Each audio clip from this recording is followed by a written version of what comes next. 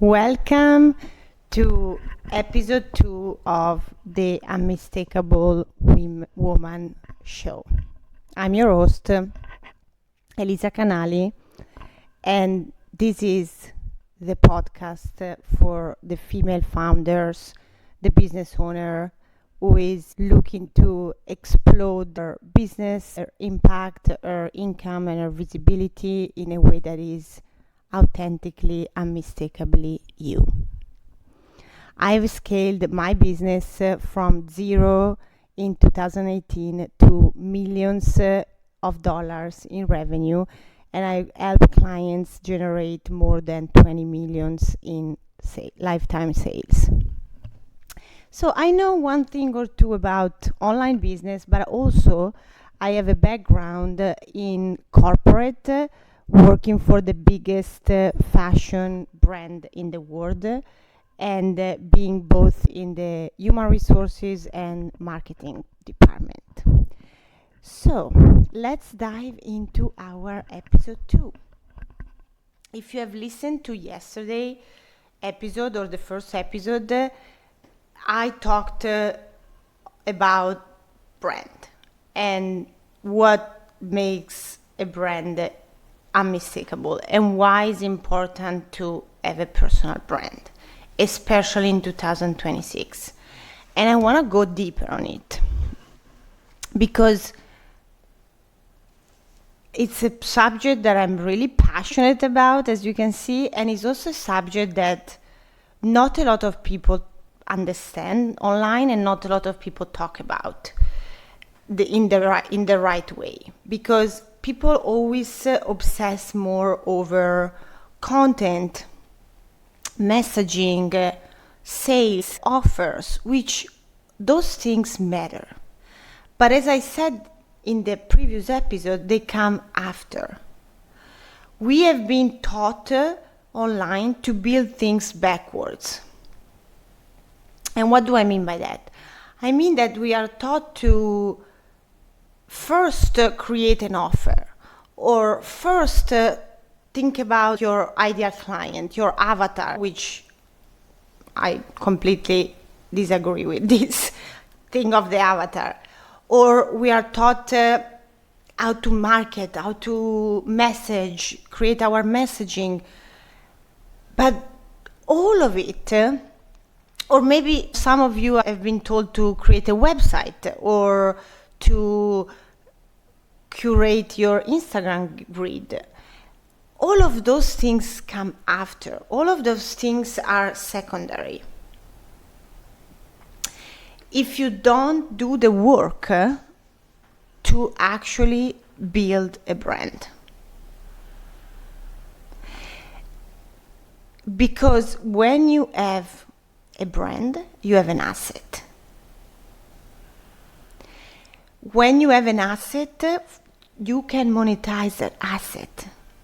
From the brand, then you can create offers that people want to be part of.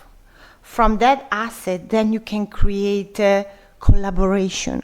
From that asset, then people are going to invite you on their podcast. From that asset, then people are going to collaborate for you for brand deals, or if you want to do that.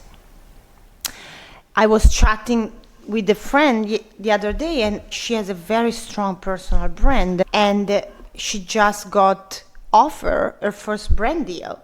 And it's not that she has the biggest amount of followers. She's more or less like me, around 20,000, but a brand reached out to her to have her create assets in the form of content and reels and pay her for that. And that wouldn't be possible if she didn't have a strong personal brand. So even when I ask my audience and my clients, they always say, no, I want to know more about offers, I want to know more about sales, I want to know more about launches, and they all forget about the brand. And myself, I've been online since 2018, and I've seen so many changes, so many waves, so many new things come and go, and new trends come and go. And the things that never changed is when someone has a strong brand and they know how to leverage it and monetize it. So I invite you to do a mindset change, a perspective shift, because maybe you have already done this work, or maybe it's the first time you really take the time to do it, and maybe it's the first time you hear someone telling you like this. But if you disregard, if you try to sell offer, create offers, create content without having first nailed the foundation of your personal brand, you are gonna fall on nothing. You are gonna not create the momentum you want to create. And again, the brand is not to be obsessive about how you design, the colors, the fonts. All those things, yes, matter in a certain way, but your brand is the meaning the people attach to your name. Is what someone says about you when you are not in the room. Is the je ne sais quoi, as we say in French, is the mythos, the energy, the feeling that people have when they come in contact with you online for the first time. Is the first impression that people get from you. Because if they stumble upon your social media and they don't know you, probably they are not going to read your very long, thoughtful pieces of content because those type of content is more for your warm, hot audience. They are going to be more interested to what they perceive with their eyes, with their senses. What emotions do they feel? Especially when we market to women and we are women, we market to emotion with emotions and feelings. So if I stumble across your brand and there is nothing to feel, I'm gonna not decide to stay. I'm gonna look somewhere else. And again, here I'm talking about, as I said in episode 1, premium luxury brand, boutique level. Because if you sell low ticket offers and PDF and workbooks, people come to you more for the quick information and the cheap option. So the brand is not that important as in if you want to position yourself for premium market, premium clients, premium offer. So the brand is the feeling they experience when your content appear on the screen for the first time or every single day. Is the expectation they have before they ever work with you. Because they are not buying coaching. They are not buying the package. They are buying the feeling you are transferring and communicating to them. Certainty, leadership, audacity, conviction, courage, happiness, bravery. And don't think that is just for physical product. It's also for transformational services. Of course, with the physical product is even more important, and it's even in a way easier to do it, but it's also for your coaching consulting business.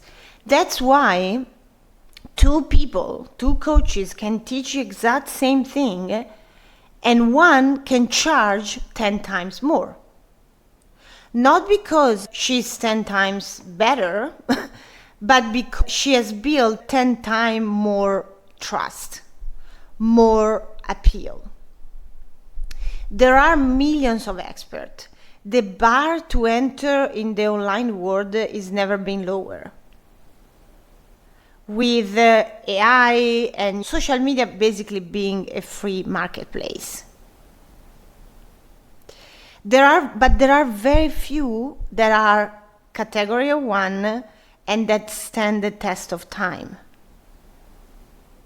Because there are some brand that becomes really trendy and really popular, and they pop off for a while and then they disappear.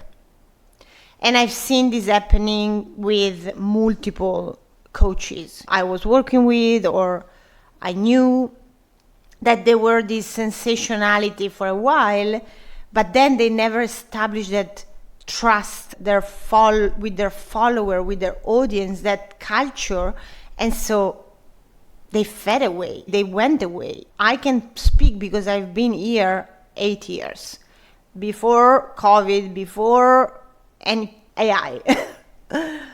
So becoming a category 1 doesn't happen by trying to be different. Because there is what I call the special syndrome. Sometimes we are so obsessed with being different, with being special, that instead of helping you, is blocking you, because you are trying so hard to be something or someone you're not. You are trying so hard to be special, to be unique, to be sensational, to be different. But what matters is by becoming, how do you become a category 1, is by becoming more deeply yourself than anyone else is willing to become.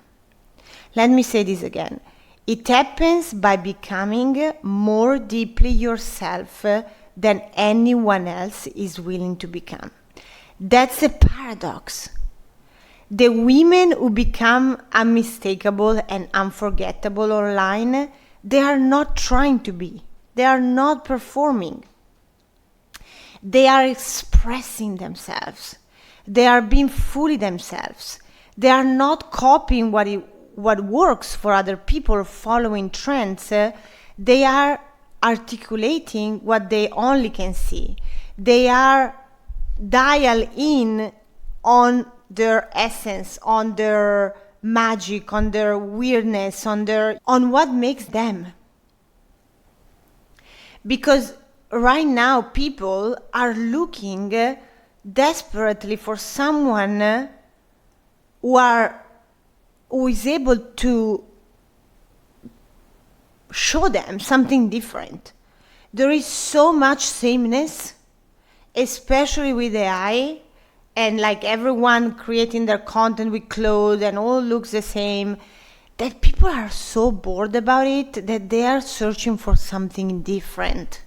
They want to stumble upon you and your feed, and I say, oh my God, that's a breath of fresh air. That's so different from everything I ever seen.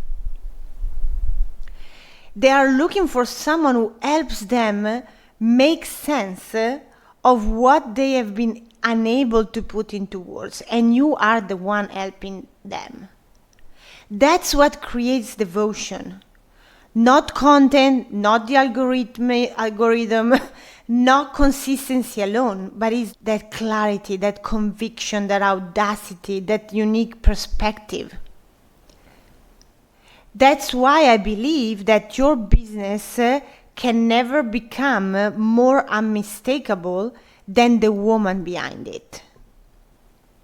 If you are hiding your opinion, if you are diluting your language, if you are borrowing other people's way of doing things, other people's language, other people's framework, trying to sound more blank, more professional, more luxury, more unique, you will always blend in. Even if you are brilliant at what you do, your audience is asking, why her? Why I should trust her? And your brand is the answer to that question. Over the next episodes, we are going to unpack exactly how to build that. Not by becoming someone else you are not, but by becoming so deeply expressed that the right people are magnetized to you instantly. Because the goal of your brand and your personal brand is not to be liked by everyone, is not to appeal to everyone.